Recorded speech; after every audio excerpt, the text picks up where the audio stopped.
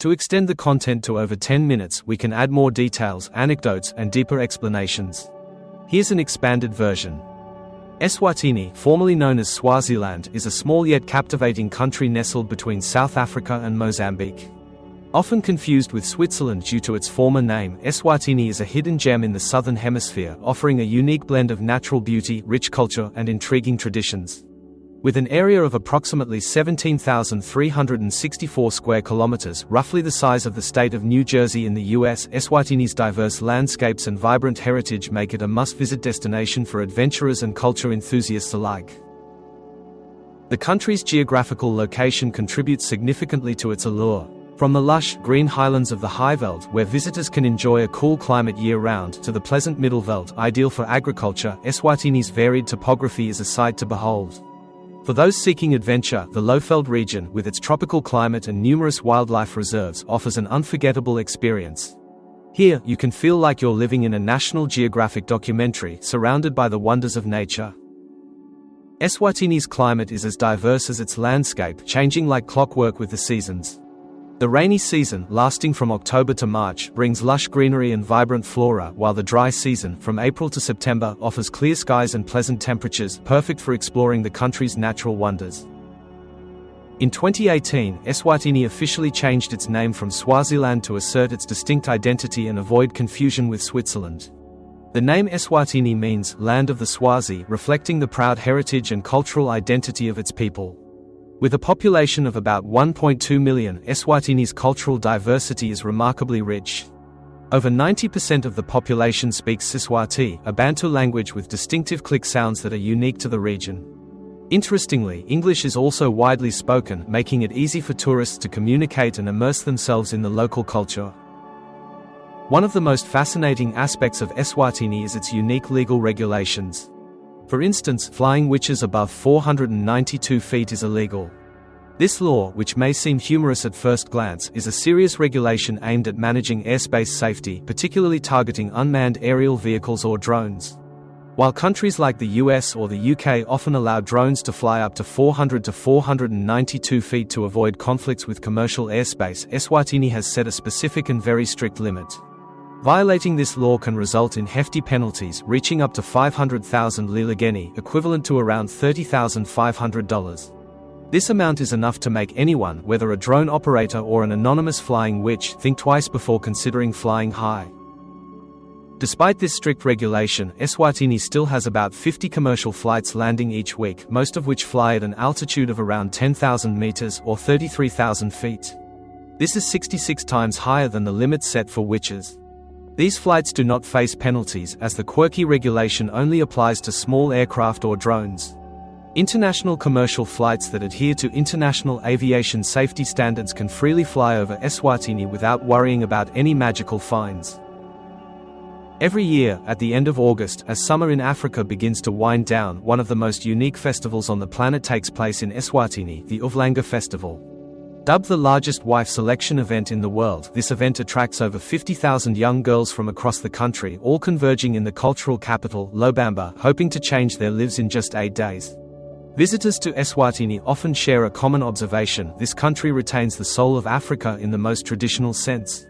Images of tribes, festivals, vibrant clothing, wild dances, and religious rituals remain intact, untouched by modernization. Swazi men typically wear mahia wraps around their bodies, combined with feathered jewelry symbolizing bravery and status. Meanwhile, the young girls participating in the festival continuously innovate to make their outfits stand out, as catching the king's attention could change their lives forever. However, it's not just the daughters of former presidents you might encounter, you could even meet some extraordinary characters. Imagine if you were lucky enough to marry a beautiful and successful girl, or at least secure a high position here. But it's not just your thoughts, many others share the same mindset, from local men to international tourists. This festival is not just about the king's wife selection, it could be any man's opportunity from around the globe. This seems to explain why the girls here leave feeling happy and fulfilled, even if they weren't chosen by the king. In fact, many girls come not to seek the king's attention but choose to participate or find themselves unable to meet the requirements to continue in these 8 days. Instead, they look for a foreign guy. Simply put, if they wanted Swazi men, there'd be no reason to travel so far. So, regardless of where a man is from, he seems more interesting to them than becoming the king's 17th wife. Eswatini is one of the rare countries in the world that boasts two unique centers of power, mbabane and lobamba. Starting your journey in mbabane, the administrative and commercial capital of Eswatini, you'll be amazed by the modern atmosphere of this vibrant city. At an elevation of 1,243 meters, or about 4,078 feet above sea level, this city offers a cool, pleasant climate year-round, a stark contrast to the typical heat of many other African nations. Known as the financial heart of Eswatini, mbabane is a hub of bustling shopping centers, modern cafes, and colorful streets.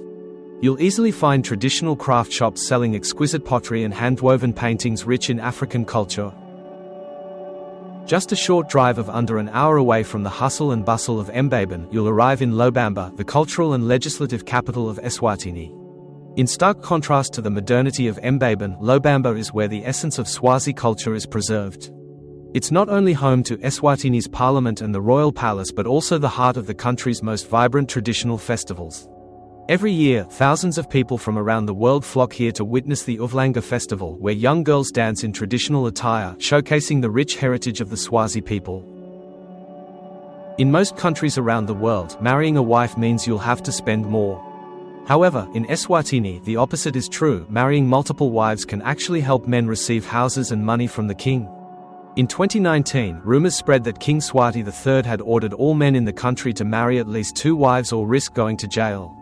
According to these rumors, the government would cover the entire cost of marrying a wife, housing, and provide financial support for those who followed the king's example. Although the government later denied this information, the truth is that men in Eswatini wanting to marry multiple wives must pay a hefty price. Interestingly, to marry multiple wives, Swazi men must demonstrate their wealth not in cash or gold but through their livestock. In traditional culture, livestock is a measure of wealth and is known as lobola or bride price. A typical marriage usually requires 10 head of cattle as a bride price, but if the bride is the daughter of a chief, the number can double or even more. When you step foot in Eswatini, one thing will immediately stand out about the women here. If you encounter girls with long, shiny hair or intricately styled hairstyles, that's definitely a sign of unmarried women, young, free, and full of life. But the surprise comes when you see a woman with a completely shaved head. This is not a bold fashion trend or a personal statement. In Eswatini, it symbolizes a widow, someone who has lost their partner.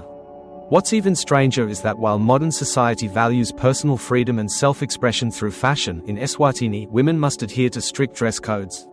Short skirts, tight pants, and off-the-shoulder outfits are deemed inappropriate, especially in rural areas or at traditional events. Instead, they wear mahia, long wrap skirts that reach the ankles, reflecting modesty and respect for traditional values.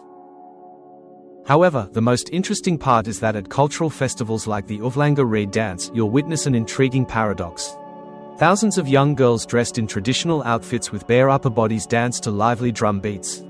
Here, beauty is not tied to sensuality but to purity, strength, and the pride of Swazi women. When we think of countries with the highest life expectancy, like Japan, Switzerland, or Norway, we often picture healthy communities where people live an average of over 80 years, enjoying fresh air, balanced diets, and modern healthcare systems. However, thousands of miles south, at the heart of Africa, Eswatini tells a completely different story. According to the latest data from the World Health Organization (WHO), the average life expectancy here is only around 58 to 61 years, significantly lower than the global average of 72 to 73 years. The country ranks 215 out of 223 countries and territories. The main factor behind this significant statistic is the presence of a serious health challenge affecting approximately 27% of the adult population. This means that for every 4 adults in Eswatini, at least one is managing this condition. Beyond its impact on personal well-being, this health issue also affects families and the workforce, particularly among individuals aged 25 to 49, as it can lead to early career disruptions. Compared to other countries, a limited healthcare system with poor infrastructure and a shortage of personnel has made treating other illnesses challenging, especially in rural areas. Many people must walk for miles just to reach the nearest healthcare facility, something unimaginable for people in the US or Europe, where modern healthcare services are always just a few minutes away.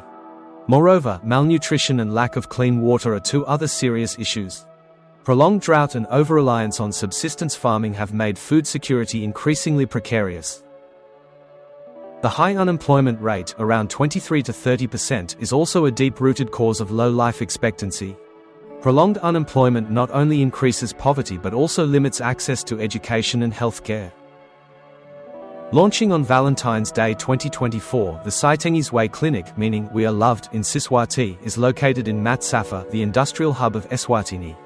This special clinic offers all medical services completely free, becoming a reliable destination for those in need of medical support but facing financial or social barriers.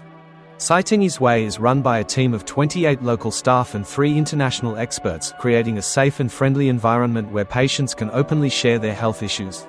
Most patients at the clinic are those facing sensitive problems, struggling with mental health or unhappiness in life. Therefore, confidentiality and privacy are prioritized, with all services provided in an absolutely safe space. While many public hospitals in Eswatini face shortages of medical equipment, overcrowded beds, and unstable electricity systems, Saitengi's Way is equipped with modern medical facilities that meet international standards. The clinic also pioneers an online appointment system, helping reduce waiting times and enhance service quality. This clinic is part of making life better for the people, or at least improving the spirits of the people of Eswatini. If you're looking for a unique journey where nature, culture, and history blend perfectly, then Eswatini is the mysterious gem you can't miss. Start your journey at Lane Royal National Park, known as the Kingdom of Wild Kings. This is the largest animal reserve in Eswatini, where you can encounter Africa's famous Big Five: lions, elephants, rhinos, leopards, and buffalo. Imagine sitting in an off-road jeep just a few meters away from a herd of wild elephants, an experience that even the most famous reserves in Kenya or South Africa can hardly match. If you're a nature lover, don't miss Malolotja Nature Reserve, one of the most pristine areas in Africa. With over 125 miles of hiking trails, majestic waterfalls like the 312-foot-high Malolotja Falls, and rich flora and fauna, this place is a paradise for adventure enthusiasts. Another must-visit destination is Mantenga Cultural Village, where you can relive the old days of the Swazi people through traditional Sibaka dance performances or enjoy local dishes in a rustic, authentic setting. It's not just a living museum but also an opportunity for visitors to gain deeper insights into the traditions and customs of the Eswatini people. And if you love vibrant culture and modernity, visit Manzini Market, the heart of Eswatini, where you can shop for unique handmade products like pottery, jewelry, or traditional fabrics.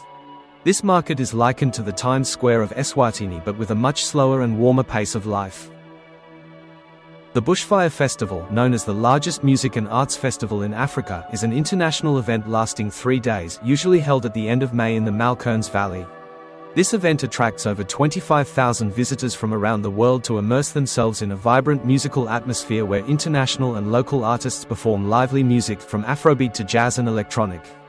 Notably, the festival is not just about music but also a creative art space featuring craft exhibitions, sculptures, paintings, and unique food stalls. Visitors can participate in art classes, experience traditional fire dance performances, or simply relax in the pristine atmosphere of Eswatini's nature.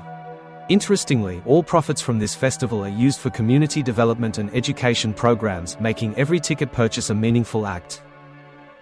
In contrast to the modern and lively Bushfire Festival, the Inkwala Festival is an event steeped in spirituality and the ancient traditions of the Swazi people.